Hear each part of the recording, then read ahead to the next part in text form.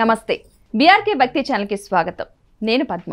ఈ రోజు మనతో పాటు స్టూడియోలో ఉన్నారు ప్రముఖ ఆధ్యాత్మికవేత్త డాక్టర్ అనంతలక్ష్మి గారు. వారిని అడిగి అసలు ఉగాది విశిష్టత ఏంటి, ఆ రోజున ఎలాంటి నియమాలు పాటించాలి, ఉగాది పచ్చడి వెనుక ఉన్న ఆంతర్యం ఏంటి, అలాంటి విషయాలు తెలుసుకునే ప్రయత్నం చేద్దాం. నమస్తే అమ్మ. నమస్తే తల్లి. ముందుగా మీకు ఉగాది శుభాకాంక్షలు. అమ్మ, మీకు మొత్తం తెలుగు ప్రజలు ఎక్కడున్నారో ప్రపంచవ్యాప్తంగా అందరికీ కూడా నూతన సంవత్సర శుభాకాంక్షలు. ఇది మనకి కొత్త సంవత్సరం ప్రారంభం. అవునమ్మా. అదే అమ్మ, అసలు ఉగాది యొక్క విశిష్టత ఏంటి? కాలం వర్తులాకారంగా నడుస్తుంది. అంటే సోమవారం వెళ్ళాక మంగళ, అలా వచ్చి శనివారం అయ్యాక ఆదివారం తర్వాత ఏమొస్తుంది? మళ్ళీ సోమవారం వస్తుంది. ఏ రోజు నుంచి లెక్క పెడితే మళ్ళీ అక్కడికి వచ్చి ఆగిపోతుందా? అవునమ్మా. అలా వర్తులాకారంగా తిరిగేటటువంటి కాలాన్ని ఒక్కొక్కళ్ళు ఒక్కొక్క చోట లెక్క పెట్టడం మొదలుపెట్టారు. ఉదాహరణకి మనం ఆఫీస్లో ఎక్కడి నుంచి లెక్క పెడతాం? సోమవారం నుంచి లెక్క పెడతాం. ఇంటి దగ్గర ఎక్కడి నుంచి లెక్క పెడతాం? ఆదివారం నుంచి లెక్క పెడతాం.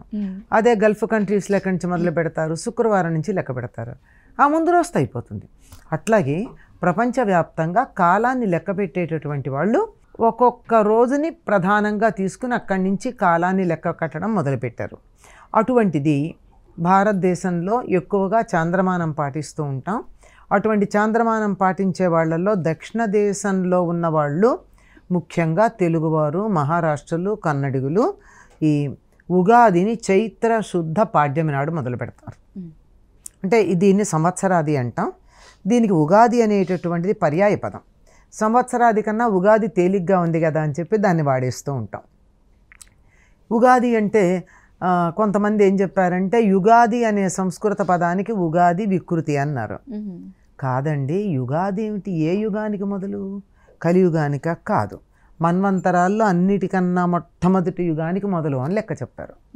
అట్లా లెక్క కనుక చెప్పినట్టయితే భూమికి పుట్టినరోజు అని చెప్తారు. దీన్ని 1,97,00,000 ఏదో తేడా ఉంది, అంత లెక్క. 5,226 సంవత్సరాలు అని లెక్క చెప్తారు. మధ్యలో 58 లక్షలు, అది కూడా మర్చిపోయాం. ఇన్ని సంవత్సరాలు అయ్యింది భూమి పుట్టి, భూమి యొక్క పుట్టినరోజు అంటారు.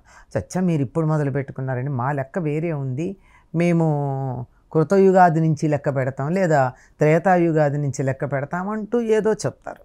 ఏది ఏమైనా ఇది ప్రారంభంగా చెప్పుకున్నా, దీనికి యుగాది ఉగాది అయిందనే దానికన్నా ఉ అంటే నక్షత్రం, గా అంటే గమనం, ఉగ ఆది నక్షత్ర గమనాన్ని లెక్క కట్టడం మొదలుపెట్టిన రోజున ఉగాది అన్నారు.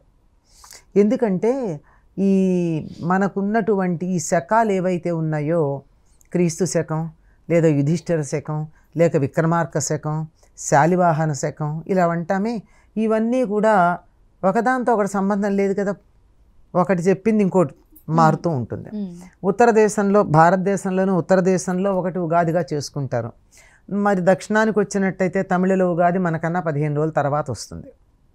ఇవేమిటి లెక్కలు అంటే, ఇవన్నీ తిథుల్లో ఇలా లెక్క కట్టుకోవడం తేడా ఉన్నా, సృష్టి ఆది నుండి సృష్టి అంతమయ్యేదాకా ఎప్పుడూ కూడా నక్షత్రాల పొందిక ఒక్క క్షణం ఉన్నట్టుగా మరో క్షణం ఉండదు. అంచేత నక్షత్ర గమనాన్ని లెక్క పెట్టుకుంటే కాలాన్ని లెక్క పెట్టడం చాలా తేలిక అన్న ఉద్దేశంతో నక్షత్రాలతో ప్రాధాన్యం ఇచ్చి మొదలుపెట్టేటటువంటిది. మనం లెక్క పెట్టుకునేటటువంటిది నక్షత్రాల్లో మొట్టమొదట నక్షత్రాలు తెలుసా అమ్మా? తెలుగు నక్షత్రాలు అశ్విని, అలాంటి నక్షత్రాల్లో చిత్తా నక్షత్రంతో ప్రారంభమయ్యేటటువంటి దాన్ని చైత్రమాసం అంటే, అటువంటి చైత్రమాసంలో పాడ్యమి నాడు ఉండేటటువంటిది ఉగాదిగా మనం సంవత్సరానికి ఆదిగా లెక్క పెట్టుకున్నాం. చిత్తా నక్షత్రం పౌర్ణమి నాడు ఉందంటే పౌర్ణమికి అప్పటికి 15 రోజులు ముందు కదా పాడ్యం వచ్చేది. అప్పుడు సాధారణంగా మనం గమనించినట్టయితే ఎక్కువగా, అప్పుడప్పుడు మార్పు ఉంటుంది కానీ తరచుగా ఉగాది నాడు అశ్విని నక్షత్రమే ఉంటుంది. ఇలా కాలాన్ని లెక్క పెట్టడానికి పనికొచ్చేటటువంటి రోజుని ఉగాదిగా చెప్తాం. ఇంకా దీనికి సంబంధించి సంవత్సరాది అనే పేరు గురించి చెప్పేటప్పుడు మనకి ధర్మసింధు మొదలైనటువంటి గ్రంథాలు ఏమని చెప్తున్నాయంటే చైత్రే మాసే జగద్బ్రహ్మ ససజ్జ ప్రథమేహని. చైత్రమాసంలో బ్రహ్మ ఈ జగత్తుని చక్కగా తయారు చేసి వసంతే అంటే వసంత ఋతువులో మొదటి రోజులో ఉదయం పగటిపూట సూర్యోదయ సమయంలో ఇక నుంచి ఈ సృష్టి మొదలు అని ఆయన చెప్పాడట. అంటే ముందు ప్రిపరేషన్ చాలానే ఉంటుంది, కానీ ప్రారంభోత్సవం అనేది ఒకటి ఉంటుందే. బ్రహ్మ సృష్టి అంతా చేసిన తర్వాత ఇది ప్రారంభం అని చెప్పినటువంటి రోజు వసంత ఋతువులో చైత్రమాసం పాడ్యమి సూర్యోదయంతో మొదలు. అందువల్ల దాన్ని సంవత్సరాది అంటారు అని చెప్పి మనకు ఆ గ్రంథాలు చెప్తున్నాయి. కనుక అది సంవత్సరాది. ఓకే అమ్మ, అసలు ఆ ఉగాది రోజున అసలు ఏం చేయాలి, ఎలాంటి నియమాలంటూ ఏమన్నా ఉన్నాయా, పూజా విధానం కావచ్చు, అసలు ఏం చేస్తే మంచి జరుగుతుంది? ఎప్పుడైనా first impression is best impression అంటారు కదమ్మా.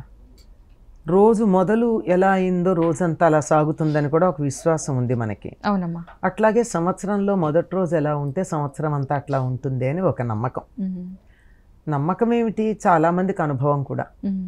అటువంటిది ఆ రోజు ఎలా ఉంటే బాగుంటుంది అంటే మిగిలిన రోజుల్లో విచ్చలవిడిగా ఎట్లా పడితే అట్లా ఉన్నా ఆ రోజన్నా కొన్ని నియమాలు పాటిస్తే సంవత్సరంలో చాలా వరకు బాగుండే అవకాశం ఉంటుంది. అందులో మన వాళ్ళు మనకి కొన్ని ఈ విధంగా ఉంటే బాగుంటాయని నిర్దేశించినవి ఉన్నాయి. అట్లాంటి వాటిల్లో మొట్టమొదటిది సూర్యోదయానికన్నా చాలా ముందుగానే అభ్యంగన స్నానం చేయాలి. చాలామందికి తలంటికి తలస్నానానికి తేడా తెలియదు. అభ్యంగన స్నానం అంటే తలంటు, తల అంటు వేరు, తల స్నానం వేరు. తలంటడం అంటే తలకి నూనె అంటుకుని దాంతో నూనె ఒంటికంతా నూనె రాచుకుని చక్కగా నలుగు పెట్టుకుని తలకి పెట్టుకున్నటువంటి నూనె వదిలేటట్టుగా తల రుద్దుకోవడాన్ని తలంటి స్నానం లేక అభ్యంగన స్నానం అంటారు. ఊరికే వెళ్ళి నెత్తిన 4 చెంబులు నీళ్లు పోసుకొస్తే అది అభ్యంగన స్నానం కాదు, తల స్నానం.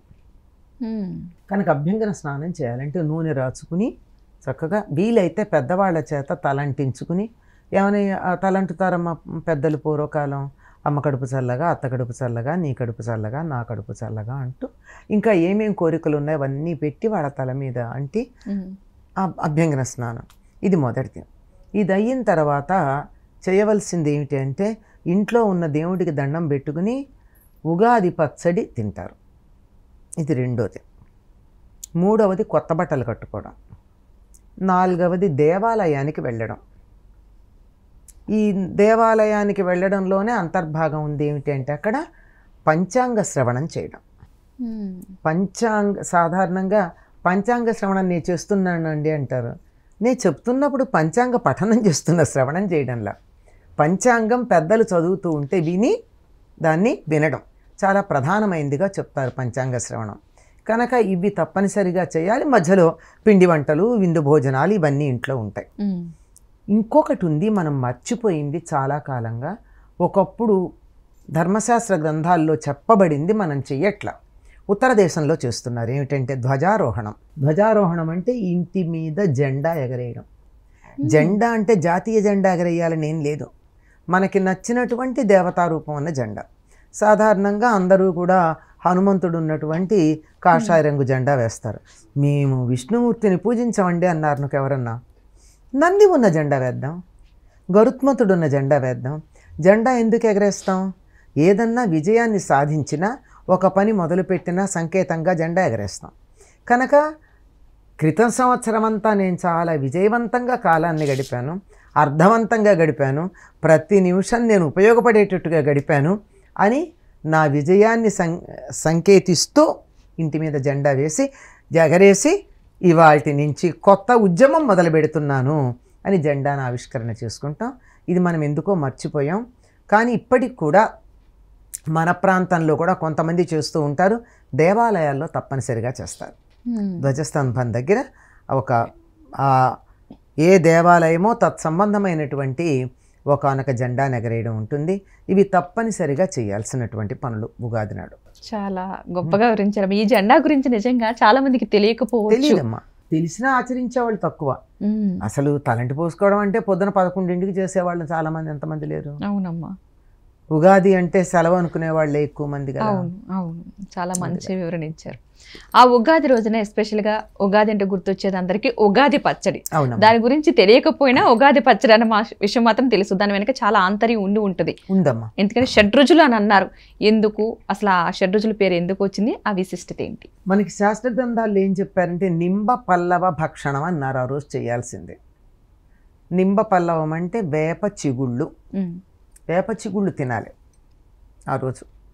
కానీ మనం వేప చిగుళ్ళు తినలేం గనక వేప పువ్వు వేసుకుంటాం. ఈ వేప పువ్వు వగరుకి సంకేతం అంతే, అదేమీ చేదు ఉండదు. వేప పువ్వులో చేదు ఉండదు. 6 రుచులు కలిపినటువంటిది ఈనాడు మొదటిసారి ప్రాసన చేస్తారు. ప్రాసన అంటే తినడం. ఎందుకంటే ఉగాది మనకి సంవత్సరం ప్రారంభంగా అనుకుంటున్నాం గనక అన్నీ ఈరోజే మొదలు పెడతాం. కొత్త బెల్లం ఈరోజే వాడతారు. కొత్త చింతపండు ఇవాళ్లే మొదలు పెడతారు, ఇప్పటిదాకా వాడరు. కొత్త చింతపండు, కొత్త బెల్లం. ఇప్పటిదాకా మామిడి కూడా తినరు చాలామంది. క్రితం సంవత్సరం పెట్టుకున్న ఆవకాయ, మాగాయ లాంటివి తింటారే కానీ కొత్తగా మామిడి పిందెలు తినడం కానీ, ఒకవేళ ఉగాది ఆలస్యంగా వచ్చి పళ్ళు ముందు వస్తాయి, మామిడి పండు తినడం కానీ చేయరు. కనీసం పప్పులో కూడా మామిడికాయ వేసుకోరు చాలామంది. మామిడికాయ, ఈ 3 కూడా మొట్టమొదటిసారి వాడతారు. ఇవి వాడుతూ మిగిలినటువంటి రుచులు కూడా దానికి కలుపుతారు. ఏమిటది? లవణం. సాధారణంగా సైంధవ లవణం వాడాలి, కానీ మనం మామూలు ఉప్పు వేస్తున్నాం. ఐడైజర్ సాల్ట్ కాకుండా కనీసం సముద్రపు ఉప్పు వేసుకున్నా నయమే. ఐడైజర్ సాల్ట్ అవునో కాదో తెలియడానికి ఒక చిన్న బెంచ్ మార్క్ ఉంది, లిట్మస్ టెస్ట్ అంటారు. ఆ ఉప్పు మీద ఒక్క నిమ్మరసం, ఒక్క చుక్క పిండండి, నీలంగా అయిందా ఐడైజ్డ్ ఉప్పు, లేవకపోతే మంచి ఉప్పు. అంత తేలిగ్గా తెలుసుకోవచ్చు. కనుక సైంధవ లవణం లేదంటే మామూలు ఉప్పు. ఉప్పు, కారం. కారం ఏం వాడాలి? మిరియాలు వాడాలి, మిరియాల పొడి. ఉప్పు, కారం. పులుపు, చింతపండు. తీపి, బెల్లం. వగరు, వేపపు, మామిడి పిందెలు. ఓకే. ఆ తర్వాత చేదుకు సంకేతంగా నిజానికి మామిడి చిగుళ్ళు, వేప చిగుళ్ళు వాడాలి, వేప పువ్వు వాడతాం. మామిడి పిందెలు వగరేమిటి అంటే చెక్కుతో వాడాలి, అప్పటికి పిందెలే ఉంటాయి. మామిడి తింటే పులుపు ఉంది కదా, ఆ పులుపు వల్ల ఏ అనారోగ్యం కలుగుతుందో దానికి విరుగుడు మామిడి తొక్కులో ఉంది, చెక్కులో. అందుకే ఆవకాయ హాని చెయ్యదు అంటారు, తొక్కుతో పెడతాం కనుక, పైన చెక్కు ఉంటుంది. దేనికైనా సరే దాని విరుగుడు దాని పక్కనే ఉంటుందమ్మా సృష్టిలో. మామిడికాయకుండే విరుగుడు, పచ్చి మామిడికాయకుండే విరుగుడు మామిడికాయ యొక్క చెక్కులో ఉంది. అందుకని ఆ తొక్కుతో ఉన్నటువంటి మామిడికాయ ముక్కలే వేసుకుంటే వగరు. ఇప్పుడు అన్ని రకాల రుచులు సరిపోయినాయి కదా. ఈ 6 రకాల రుచులు అప్పుడు మొదటిసారి వాడుతున్నామన్న దాంతో పాటుగా జీవితం కూడా షడ్రుచులతో ఉంటుంది. అన్నింటిని ఆనందించండి అని చెప్పడానికి సంకేతం. ఏమండి, చేదును కూడా ఆనందిస్తామా, కారాన్ని కూడా ఆనందిస్తామా? ఎందుకు ఆనందించమండి? పచ్చిమిరపకాయ బజ్జీ తింటల్లా, ఆవకాయ తింటల్లా, కారం తింటున్నాం. చేదు తాగట్లా, కోకోకోలాలు అవన్నీ తాగితే చేదు కాదవి, అవన్నీ తాగి ఆనందిస్తున్నామా? షుగర్లెస్ కాఫీ తాగితే చేదేనా? ఇవన్నీ ఆనందిస్తున్నామా? చేదు రుచిగా, చేదును ఆనందించమని చెప్పేవాళ్ళు ఎవరండి? చేదుని బాగా ఆనందిస్తాం. కాకరకాయ తినమంటే కష్టం, కానీ చేదు చాలా వాడతాం, చేదులు బాగా తింటాం. ఇలా అన్ని రకాల రుచుల్ని ఆనందించటం అన్నది జీవితంలో అలవాటు కావాలి. ఎందుకంటే చేదు, వగరు శరీరానికి ఎంతో మంచివి. అవి పడిన కొద్దీ మన ఆరోగ్యం బాగుంటుంది. ఇవన్నీ మనకు అలవాటు చేయడానికి ఒట్టి చేదు పిల్లలు తినలేరు గనక దాంట్లో మిగిలినటువంటివి కూడా వేస్తారు. ఇంకా వీటితో పాటుగా ఈ 6 రుచులు ప్రధానంగా ఉన్న కొంచెం ఆవు నెయ్యి వేసి దాన్ని కలిపి, ఆవు నెయ్యి అమృతంతో సమానం కనుక అందులో పాతదైతే అది కూడా వేసి కలిపి ప్రధానంగా ఆ రోజు మొట్టమొదట తినేది అది. ఇంకేమీ కాకుండా ముందుగా అది నోట్లో వేసుకున్నాక ఇంకోటి తింటారు. అది కూడా దేవుడికి నివేదన చేసిన తర్వాత. నింబ పల్లవ భక్షణం అనే పదం చెప్పాను కదమ్మా. అవునమ్మా. వేప చిగుళ్ళు తినాలి. ఉగాది నుంచి 15 రోజుల పాటు ఎర్రగా ఉండే వేప చిగుళ్ళు గనక పరగడుపున తిన్నట్టయితే సంవత్సరం మొత్తం మీద జ్వరం రాదని చెప్తారు, జలుబు దగ్గు రావటం. ప్రకృతికి దగ్గరగా ఉండే రోజుల్లో చేసినటువంటి పనులు. చిగుళ్ళు ఎర్రగానే ఉంటాయి, నిజం చెప్పాలంటే చేదుగా కూడా ఉండవు. ఇప్పుడు ప్రయత్నం చేసి చూడండి, చేదు ఉండవు, కొద్ది వగర అనిపిస్తాయి, కొంచెం వెగట అనిపిస్తాయి అంతే తప్ప చేదుగా ఏముండవు, హాయిగా ఉంటాయి. 15 రోజుల పాటు ఉగాది నుంచి ఆ వేప చిగుళ్ళు కనుక తిన్నట్టయితే ఎటువంటి అనారోగ్యం, అంటే మనకి కాలానుగుణంగా వచ్చే తరుణ వ్యాధులు అంటారు వీటిని, అంటే సీజనల్ వ్యాధులు వస్తాయి, హెల్త్ ప్రాబ్లమ్స్, అవి రావు. జ్వరము, జలుబు, దగ్గు. అందుకని అది తినలేక ఒక్క రోజుకి ఇంతో అంతో వేప పువ్వు నామకహ ఇంత వేసి మిగిలినవన్నీ ఎక్కువ వేసుకుని ఇంకా అందులో అరటిపళ్ళు వేసి జీడిపప్పులు కిస్మిస్లు వేసి కూడా ఉగాది పచ్చడి చేసి. అంటే అది మీరు చెప్పిన షడ్రుచులు వాస్తవానికి అవి కరెక్ట్, కానీ మనకి స్వీట్లు అన్ని నోటికి తినడానికి టేస్టీగా ఉండాలి కాబట్టి జీడిపప్పులు కిస్మిస్లు వేసి పెట్టినటువంటి ఉగాది పచ్చడి తిన్నానమ్మా మధ్యాహ్నం పూట, చాలా హ్యాపీగా ఆనందంగా, ఇట్స్ లైక్ ఏ స్నాక్ లాగా అనిపించి ఎంజాయ్ చేశాను, పెట్టారు. అలాంటివన్నీ ఇలా ఉంటాయి అన్నమాట. అవును, చాలా ఫ్రూట్స్, అన్ని రకాల యాపిల్స్ అన్ని వేసేసి చేసేస్తూ ఉంటారు. అంటే అది మన స్పెషల్ ఉగాది పచ్చడి తప్ప ఒరిజినల్ కాదు, ఒరిజినల్ దానికి ఇవన్నీ యాడ్ చేసుకుంటారు. ఇంకొక అంశం, కారం అంటే డైరెక్ట్ కారం వేయకూడదు, మిరియాలు వేయాలన్నారు కదమ్మా, అది చాలా మంచి విషయం. చాలా మందికి తెలియకపోవచ్చు, కారం ఉండాలని చెప్పి ఇలా కారం వేసే వాళ్ళు కూడా చాలా మంది ఉన్నారు. మిరియాల పౌడర్ వేస్తే మంచిదని, పచ్చిమిరపకాయలు తరిగేసే వాళ్ళు చాలా మంది ఉన్నారు కారం కోసం అని చెప్పేసి. అదే షడ్రుచులు మీనింగ్ తోటి. అమ్మ, ఉగాది రోజున అంటే ఉగాదికి ముందే కాస్త అందరూ చాలామంది ఇల్లు శుభ్రాలు అవన్నీ చేసుకుంటూ ఉంటారు. కొంతమంది ఏంటంటే ఆ రోజు వరకు కూడా పెట్టుకుంటానే ఉంటారు పనులు, కొంతమంది పెండింగ్ అలా. సో అలా చేయవచ్చు అంటారా? మరొక విషయం ఏంటంటే పంచాంగ శ్రవణం గురించి పూర్తి. ఇల్లు శుభ్రం అన్నదమ్మా ఎప్పుడైనా శుభ్రంగానే ఉంచుకోవాలి.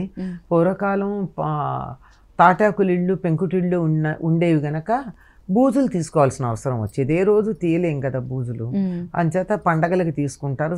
సంక్రాంతికి తీసుకున్న తర్వాత మళ్ళీ ఇప్పుడు ఉగాది ముందు శుభ్రం చేసుకుంటారు. పెంకుటిళ్ళు, వాసాలు అలాంటివి ఏం లేవు గనక ఎప్పుడైనా శుభ్రం చేసుకోవచ్చు. కాకపోతే ఎటువంటి వాళ్ళు వచ్చి వెళ్ళారో, ఏ స్థితిలో వచ్చి వెళ్ళారో తెలియదు కనుక ఇళ్ళు కడుక్కోవడం అనేది ఉగాదికి ముందు రోజు చేసేసుకుంటే అయిపోతుంది. ఉగాది నాడు గుమ్మాలకు పసుపులు రాచుకోవడం,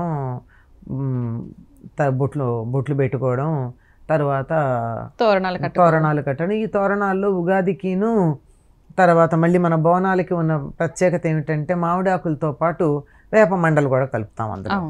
ఆ గాలి కూడా చాలా మంచిది. పంచాంగ శ్రవణం గురించి పంచాంగ శ్రవణం అంటే తిథి, వారం, నక్షత్రం, యోగం, కరణం అనేటటువంటి 5 అంశాలు ప్రతి క్షణానికి ఉంటాయి. మనం ఇప్పుడు మాట్లాడుకునే సమయంలో కూడా ఇవాళకి ఒక వారం ఉంది, ఇవాళకి ఒక తిథి ఉంది, ఒక నక్షత్రం ఉంది. ఈ 3 మనకు బాగానే గుర్తుపడతాం, కానీ యోగం, కరణం అనే వాటి సంగతులు మనం పెద్దగా పట్టించుకోం. అవి కూడా ఉంటాయి, ప్రతి నిమిషానికి ఉంటాయి కనుక వీటి గురించి తెలుసుకోవాలి అని. వీటి గురించి తెలుసుకునేటప్పుడు ఏదో ఒక్కొక్కటి తెలుసుకుంటే ఒక్కొక్క మేలు కలుగుతుందని 5 గురించి చెప్తారు. పంచాంగ గనక విన్నట్టయితే కళ్యాణ గుణావహం, రిపుక్షేకరం అంటూ చెప్తారు. అది శుభకరమైన గుణాలు కలిగిస్తుంది, శత్రువులను నశింపజేస్తుంది, అశ్వమేధ యాగం చేసినటువంటి ఫలితాన్ని ఇస్తుంది పంచాంగ శ్రవణం. ఏంటండి పంచాంగ శ్రవణం ఎన్ని ఫలితాలు ఇస్తే మేము ఏం చేయకుండా అది వినేసి ఊరుకోవచ్చు కదా? అలాంటి డౌట్స్ కూడా వచ్చేవాళ్ళు ఉన్నారమ్మా. ఎందుకుండదు? అవును, కనుక వినక్కర్లేదు. అల్టిమేట్గా రిజల్ట్ ఏమిటంటే కనుక వినక్కర్లా. అవును, ఏమీ రాలేదుగా మాకు అటువంటివన్నీ కాదు. ఎందుకంటే అది నిజంగా చాలా అవసరం. ఇప్పుడంటే మనకి పుస్తకాలు అందుబాటులో ఉన్నాయి, పుస్తకాలు కాకపోతే చేతిలో ఉన్న ఆ జోరీగా అన్నీ చెప్తూ ఉంటుంది మనకి ఫోను. ప్రతి వాళ్ళు ఇవాళ తిథి, వారం, నక్షత్రం, యోగం, కరణం అవి ఇవన్నీ పెట్టేస్తూ ఉంటారు. ఇవన్నీ లేని రోజుల్లో సంవత్సరానికి ఒక్కసారి సంవత్సరానికి సరిపడా తెలుసుకునేవాళ్ళు. ఎందుకు అంటే ఇప్పుడు ఏనాడు వచ్చిందో ఉగాది ఆనాటి నుంచి లెక్క వేసుకుని రాజు ఎవరు, మంత్రి ఎవరు, నీరసాధిపతి ఎవరు, రసాధిపతి ఎవరు, వర్షాధిపతి ఎవరు, ఇలాంటివన్నీ లెక్కలు చెప్తారు. అలా చెప్పి ఎవరు దేని మీద ఆధిపత్యం ఉందో అవన్నీ తెలుసుకున్న తర్వాత దానికి ఉండేటటువంటి ఫలాలు ఇక్కడ దాకా వినరు చాలామంది. ఆదాయ కందాయ ఫలాలు వినేస్తారు. మా నక్షత్రానికి ఆదాయం ఎంత, ఖర్చు ఎంత, రాజపూజ్యం ఎంత, అవమానం ఎంత, ఇంతవరకే చూసి వదిలేస్తారు. కానీ ప్రధానమైంది దీనివల్ల మనకు వచ్చే లాభ నష్టాలు ఉన్నాయా అంటే జాగ్రత్తగా జీవితాన్ని సర్దుకునే వాళ్ళకు ఉంటాయి.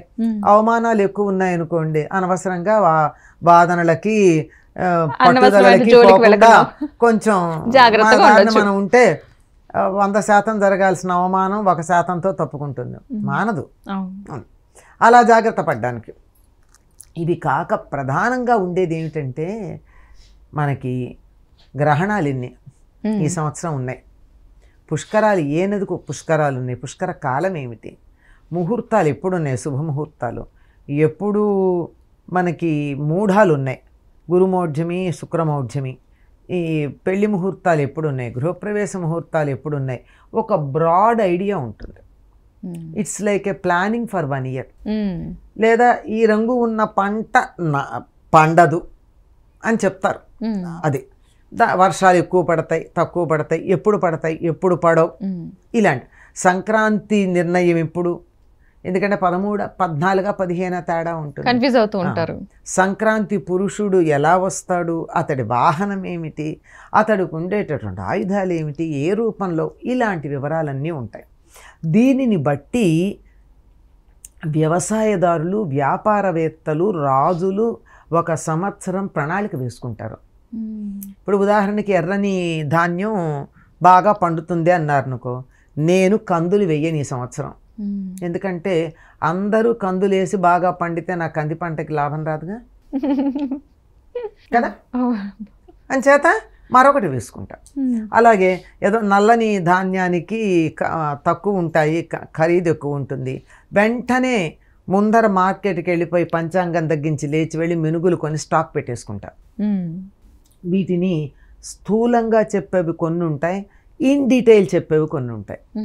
దీనిని బట్టి వ్యవసాయదారులు కానీ వ్యాపారవేత్తలు కానీ వాళ్ళ ప్రణాళిక వేసుకోవడానికి వీలవుతుంది. రాజులు కూడా తనకున్నటువంటి పరిస్థితుల్ని బట్టి, అంటే వ్యక్తిగతంగా రాజుకు ఉండేటటువంటి జాతకం గురించి చెప్పట్ల, వాతావరణ పరిస్థితులను బట్టి, దాన్ని బట్టి ఎప్పుడు యుద్ధం చెయ్యాలి, ఎప్పుడు యుద్ధానికి వెళ్ళాలి, ప్రజలు సుభిక్షంగా ఉండాలంటే ఏ పంట తను ధాన్యాగారంలో దాచిపెట్టాలి, ఇలాంటి విషయాలన్నీ ఒక ప్రణాళిక వేసుకోవడానికి పరిపాలకులకు ఉపయోగపడుతుంది. కనుక పంచాంగ శ్రవణం అన్నది కొంచెం శ్రద్ధగా గనక విన్నట్టయితే 1 సంవత్సరం మన కార్యక్రమాలని ప్లాన్ చేసుకోవడానికి తగినట్టుగా ఉంటాయి. అవునమ్మా, నిజంగా. ఎందుకంటే పంచాంగ శ్రవణంలో అంతా ఇది వరకు ఏమి ఉండేవి కాదు కాబట్టి 1 సంవత్సరానికి సరిపడా ప్లానింగ్ మొత్తం వినేవారు. ఇప్పుడైనా ఏముందనమ్మా, ఇప్పుడు ఏదో ఏ రోజు ఆ రోజు పెడుతున్నారు కానీ వాట్సాప్లో మొత్తం చెప్పరు కదా. అవునమ్మా, అవును. కనుక ఈ పంచాంగ శ్రవణం ఈ రోజుల్లో మీరు అన్నట్టు గుడికెళ్ళి ఒక పండితుడు చెప్తుంటే వినేదానికన్నా కుదరకపోతే సెల్ ఫోన్లో చూసుకుంటున్నాం పంచాంగ శ్రవణం. ఎక్కడొక్కడ చేసేది ఎవరో ఒకళ్ళు లైవ్ పెట్టకపోతారా, అవునమ్మా, లైవ్ రికార్డ్ చేసి తర్వాత ప్రసారం చేయకపోతారా, దాంట్లో చూసుకుంటున్నాం. కనుక ఏదైనా దీనివల్ల చాలా ఉపయోగం ఉంది. ఎప్పుడు కూడా యాంత్రికంగా చేసిన దానికన్నా పర్సనల్ టచ్తో ఉన్న దానికి వాల్యూ ఎక్కువ ఉంటుంది. కనుక నేరుగా వింటేనే ఎక్కువ ఫలం ఉంటుంది. అవునమ్మా, చాలా మంచి వివరణ అందించారమ్మ. ఎందుకంటే ఉగాదికి సంబంధించి చాలా మందికి చాలా విషయాలు తెలియదు. ఏదో ఉగాది పచ్చడి, ఇల్లు శుభ్రం ఇంత కొంతవరకే ఉంటుంది. కానీ ఆ రోజున్న విశిష్టత కావచ్చు, ఆ రోజు చేయాల్సిన నియమాల గురించి కానీ చాలా చక్కగా వివరించారు. ధన్యవాదాలమ్మా.